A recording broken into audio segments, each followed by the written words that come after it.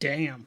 right? To me, that was like in like the internal struggle of somebody like battling with depression or something like that, and just like just being dramatized by music is what it sounded Yeah, like with the like constant droning and all of these really in your face, like the whip and like that one guitar riff that kept playing like panned right a bit, that's like super distorted, yeah, because yeah, all of that's very abrasive. But like there was also like the really like operatic like open sections that were yeah. like relief from that for a second, Hmm.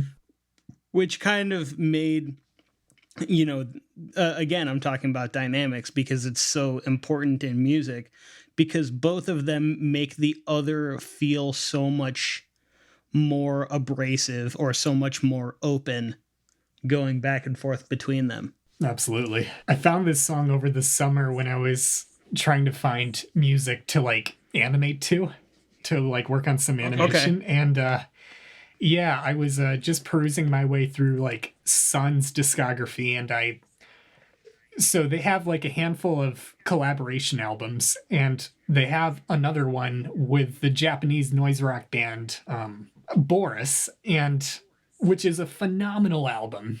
And I heard Okay. of this one existing. I knew a little bit about Scott Walker because Michael from Opeth really, really loves him, and Steven Wilson. And I didn't know much about him, but as soon as I turned on this first song, this is the first one on the album, I was just immediately drawn in. Like, Mm-hmm. the whole album is sort of like this. It's just spooky and profound and massive and gorgeous too, just bizarrely beautiful. And so the album is called Sused because they wanted to give it they wanted to liken it to being submerged in water. And I think that sort of describes it sort of well. It is like this really sort of thick, stifling, and also sort of, I don't know, just sort of spiritually calming effect. Mm-hmm. In a very weird way, but yes, you're totally right. I should have known it was only a matter of time until you played a Sun song on this show. Oh yeah.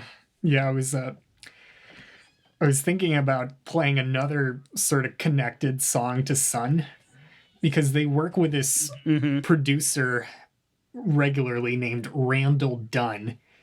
And it just blows my mind that I haven't seen more talked about with Randall Dunn's work because he, I mean, he was the regular producer for Sun up until like their last album, Life Metal, which they brought Steve Mm-hmm. Albini in for.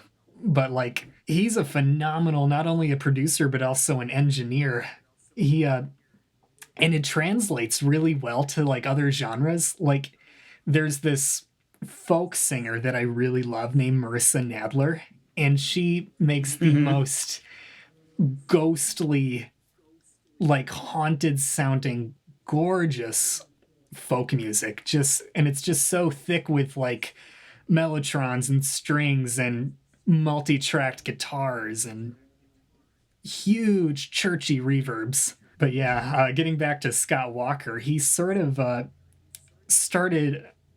Well, his career was sort of similar to like Lou Reed's, wherein he sort of started as like this teen pop singer, but then he really, really went down the rabbit hole of avant garde. Oh yeah. Just like went down the rabbit hole just immediately. Just started doing other stuff. That is cool though. I I always kind of think about it like with people like that. I always kind of liken it to like Daniel Radcliffe as an actor. He was so popular from such an early age at like Harry Potter stuff that now like every film that he's in is some like weird experimental like indie film or something I like that. know, and I love just it. just because these types of people, they made enough money doing mainstream stuff that now they have the disposable income to just experiment with stuff that would almost never play in the mainstream. Oh, absolutely. And I can really appreciate that sort of endeavor. Yeah, me too. So what you got next for us? All right. So up next, I have something. So that last song was almost 9 minutes. My next song is a quick little minute 30-second punk song. This is Holes by Teenage Halloween.